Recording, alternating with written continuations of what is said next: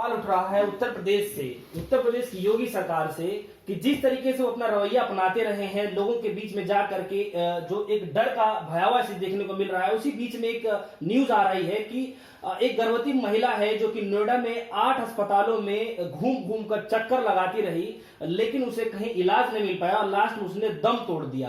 तो आप इस तरीके से आप कैसे देख सकते हैं उत्तर प्रदेश सरकार की जो संवेदनाएं हैं वो किस तरीके से सामने लाने की कोशिश कर रही हैं?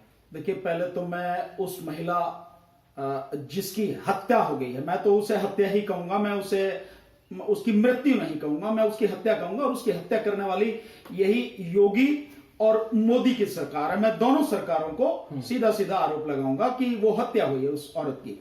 और केवल उसकी नहीं, उसके गर्भ में जो बच्चा था, उनकी दोनों की जो हत्या हुई है, मैं उसके प्रति अपनी हार्दिक संवेदना व्यक्त करता हूं। हमारी पार्टी राष्ट्रीय जनहित संघर्ष पार्टी की तरफ से भी हार्दिक संवेदना व्यक्त करता हूं और भगवान बुद्ध से अनुरोध करता हूं, भगवान बुद्ध के सामने विनती करके कहूंगा कि उनके परिवार को इस असीम दुख को सहन करने की शक्ति उन्हें मिले। एक बात। दूसरी बात, देखिए, योगी की सरकार हो या मोदी की सरकार, या एक शब्द में कहें तो भाजपा की सरकार, इनके कथनी और करनी में जमीन आसमान का अंतर रहा है। बहुत अपने आप को बड़ी सजग, बड़ी सचेत बताते हैं सरकार, और इनकी पुलिस भी लोगों को, निर्दोष लोगों को, जो प्रवासी मजदूर हैं उनको पीटने में, जो बॉर्डर है उनको सील करने में बड़ी एक्टिव रही है। क्या एक महिला को और उसके गर्भ में पल रहे उस बच्चे को बचाने के लिए इस इतनी बड़ी सरकार के पास में कहीं कोई ताकत नहीं थी, कहीं कोई संवेदना नहीं थी? हालांकि मैं जानता हूं बीजेपी और इन सब की संवेदना पूरी तरह से मर चुकी है, क्योंकि संवेदना अगर होती तो गृह मंत्री बिहार में जाके चुनावी रैली नहीं कर रहे होते, वर्चुअल रैली, जिसमें उन्होंने 150 करोड़ से ज्यादा रुपए खर्च कर दिए, ये नहीं कर रही होती। तो इनकी संवेदना पूरी तरह से मर चुकी है और इनकी कथनी और करनी में जमीन आसमान का अंतर है। और महिलाओं के प्रति तो इनकी संवेदना पूरी तरह से मर चुकी है, जो कई बार देखने में सामने आया। चाहे वो जो जिसमें एक सेंगर है, राजकुमार सेंगर करके, जो एक मंत्री इनका वो एमएलए रहा, वो उसमें रहा, एक लड़की की, उसके परिवार की हत्या कराने में एक्सीडेंट से, और चाहे कठुआ का मामला रहा हो, कितने ही ऐसे मामले आए जिसमें साफ देखा गया है कि बीजेपी की संवेदना महिलाओं के प्रति कुछ नहीं है। सिर्फ बेटी बचाओ बेटी पढ़ाओ का नारा ही है, हकीकत में कुछ नहीं है। और अभी अभी मैं एक सुन रहा था कि जो एक विंग कमांडर रही है महिला, उन्होंने भी बहुत स्पष्ट रूप में कहा है कि बीजेपी की कथनी और करनी में जमीन आसमान का अंतर है। जो कहते हैं वो करते नहीं है, और महिलाओं के प्रति उनकी कोई संवेदना नहीं है। तो ये जो महिला, गर्भवती महिला, नोएडा में जो 8 अस्पतालों में जाकर भी उसे दाखिला नहीं मिला, उसे एडमिशन नहीं मिला, और अल्टीमेटली नतीजा जिसका यह है उसकी मृत्यु हो गई, या यूं कहूं कि उसकी हत्या हो गई। इससे ज्यादा मैं समझता हूं आज की तारीख में मानवता के लिए कलंकित करने वाली और दुखद कोई बात हो नहीं सकती है जो सब हुई है। जहां तक इनकी योगी की बात है, ये सिर्फ जो है ना, मतलब एनकाउंटर बस वही कर सकते हैं। जो बेगुनाह लोग हैं, निर्दोष लोग हैं, उन पे झूठी एफआईआर कर सकते हैं, उनको गिरफ्तार कर सकते हैं, उनको पीट सकते हैं, उनको मार सकते हैं। बाकी लोगों की जान बचाने के लिए इनके पास कुछ नहीं है। एक उदाहरण और मैं आपको बता देता हूं, आपकी इस बात में थोड़ा सा 1 मिनट का समय लूंगा, कि अगर इनकी संवेदना लोगों के प्रति होती तो इसी योगी सरकार ने श्रमिकों के लिए सारे जो कानून थे, श्रम कानून, उनको 3 साल के लिए पूरी तरह से स्थगित कर दिया, और जो 8 घंटे के मजदूर के काम करने के थे उनको 12 घंटे कर दिया।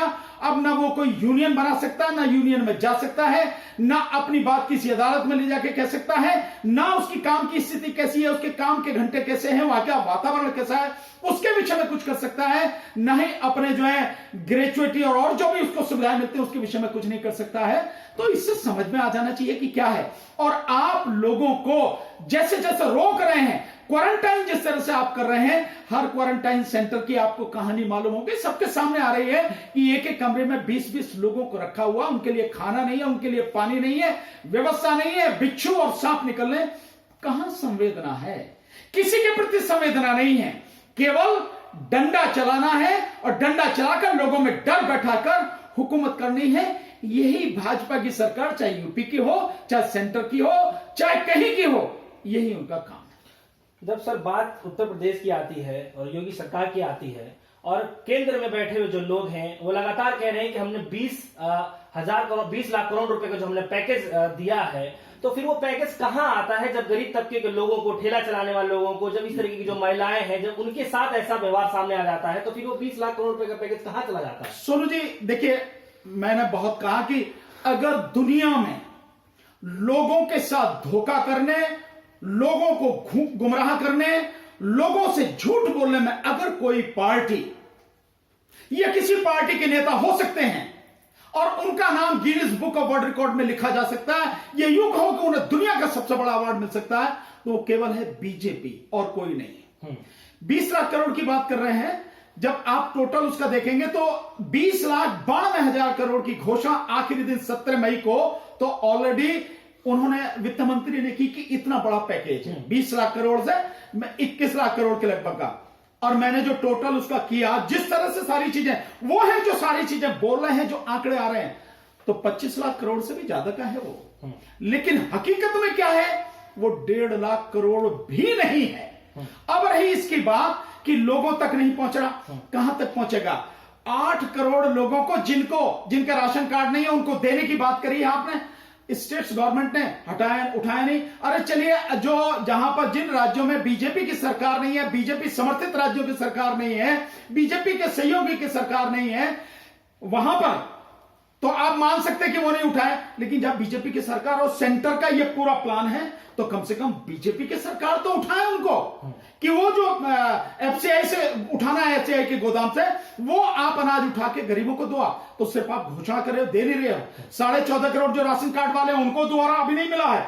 और जो आप, मैं इसलिए सारी चीजें कह रहा हूं कि जिनकी बात कर रहे हैं उज्ज्वला योजना, उज्ज्वला में जो 8.5 करोड़ सिलेंडर देने की बात है, आपको सुनकर हैरानी होगी कि जो वेबसाइट है भारत सरकार की, उस वेबसाइट पर जाके देखिए, वो सितंबर की है। 8.5 करोड़ सिलेंडर जो दिए गए सितंबर तक दिए गए, 2019 तक। 2020 में इस कोरोना संकट में 1 सिलेंडर नहीं दिया गया। इस तरह से सरकार झूठ बोले। और बाकी जो बातें हैं, आप सिर्फ कहने की बात, जो एमएसएमई के लिए, आपको मालूम है एमएसएमई के लिए 3,70,000 करोड़ का पैकेज दिया है, लेकिन उसकी हकीकत क्या है? जो 3,70,000 करोड़ है, ये सारे का सारा लोन है ना, उस लोन में भी जो दिया गया है, वो लोन केवल और केवल 3,000 करोड़ रुपए का है जो दिया गया है, और वो 27,000 लोगों को देना है। 27,000 लोगों को 3,000 करोड़ पहली किस्त ये है अभी, और ये भी अभी डिस्ट्रीब्यूट नहीं हुआ है। इस बात को मैं समझता हूं महीना भर होने जा रहा है। आज तारीख हो गई, 8 तारीख हो गई, और 17 ये एमएसएमई की जो घोषणा की गई थी, 12 तारीख को प्रधानमंत्री ने की थी, और उसके बाद में 13 तारीख को खुद वित्त मंत्री ने की थी। तो 1 महीना होने जा रहा, 3,000 करोड़ कहां? 3,70,000 करोड़, और उसमें से केवल 3,000 करोड़ रिजर्व बैंक का कहना है कि इससे ज्यादा नहीं है, सिर्फ 3,000 करोड़ देने की बात है। 27,000 लोगों को वो भी दिया गया नहीं। तो ये सरकार झूठ बोलने में, लोगों को गुमराह करने में, झूठ का एक आडंबर खड़ा करने में दुनिया में नंबर 1 है। यह है इस सरकार की जो हकीकत, इस सरकार की सच्चाई। तो आप ये जो सरकार कहती है, इसके कहने पर कभी मत जाइए, जो करती है वो आपकी आंखों के सामने, और करती है कुछ है नहीं, सिवाय सांप्रदायिकता के, हिंदू मुस्लिम में लोगों को बांटने के, हिंदू मुस्लिम में लड़ाने के, और देशभक्ति के नाम पर लोगों में ये उनके जज्बातों से खेलने के अलावा ये सरकार कोई काम नहीं करती।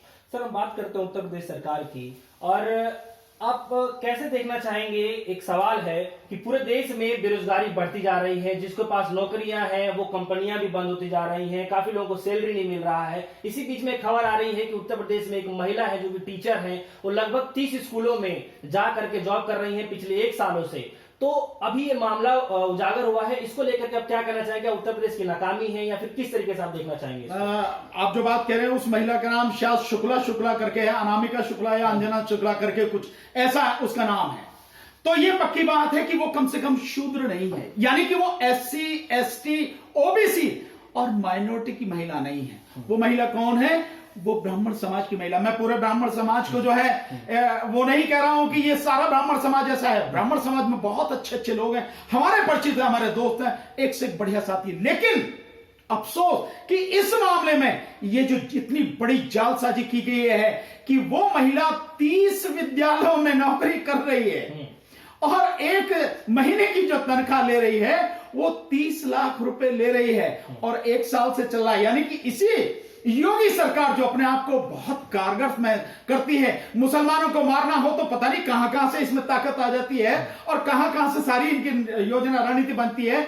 लेकिन इस तरह से जो सरकार को चूना लगाया जा रहा है, मतलब 1 साल की तो इंफॉर्मेशन है ही और 1 साल से वो महिला कर रही है तो तकरीबन 3.5-4 करोड़ रुपए वो सरकार का मार चुकी और सरकार को पता नहीं लगी अभी तक।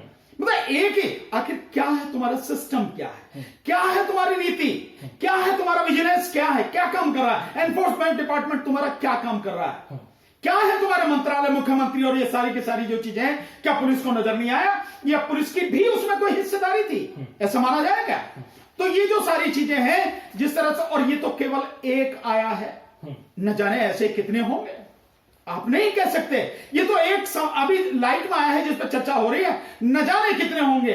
और केवल यही नहीं, और भी चीजें चल रही हैं। जिस SC ST OBC को जो टारगेट किया जाता है, माइनॉरिटी को टारगेट किया जाता है, मैं आपको बताता हूं कितने ही ऐसे लोग हैं जिन्होंने जाली, सवर्ण समाज के कितने ही ऐसे लोग हैं जिन्होंने जाली सर्टिफिकेट बना रखे हैं, SC के, ST के, OBC के जाली सर्टिफिकेट बना के नौकरी में बैठे हैं, कई सालों से नौकरी कर रहे हैं। और अभी एक जो है मामला वो चल रहा, जरा वो सुनने में आ रहा है, अभी नहीं कह सकते उसकी हकीकत क्या है क्या नहीं है, पर सुनने में आ रहा है कि कोई एक तिवारी महिला है जो ये अभी भर्ती होने वाली है 69,000 की टिचर्स की, इसमें भी कहीं कोई वो है इस तरह की कि उन्होंने जो सर्टिफिकेट जो है SC ST जन OBC का किसका सर्टिफिकेट बना के और वो नौकरी लेने की, मतलब आप देखिए कि जिस तरह से जालसाजी की जा रही है, जिस तरह से शोषित, पीड़ित, गरीब, मजदूर लोगों का हक मारा जा रहा है, और जो पैसे वाले लोग हैं, जो लोग सत्ता पर काबिज लोग हैं, जो समाज सत्ता पर काबिज है,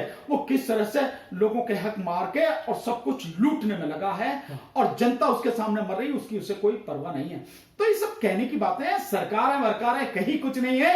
इनको हिंदू मुस्लिम के अलावा, सांप्रदायिक के अलावा, जातिवादी नफरत के अलावा दूसरा कोई काम है नहीं। सर, उत्तर प्रदेश में कांग्रेस के जो कांग्रेस कमेटी के अध्यक्ष हैं अजय कुमार लल्लू जी, उनका अभी तक कोई जमानत नहीं मिल पा रहा, नहीं उनको रिहा किया जा रहा है, लगातार कई दिन हो गए हैं, और उसको आप किस नजरिए से देखना चाहते हैं? देखिए, मैं समझता हूं, मैं तो इसमें मैं पुलिस की तो बात करता नहीं, क्योंकि पुलिस और सरकार तो एक ही बात है, और पुलिस के विषय में तो जितना भी कहा जाए उतना कम है।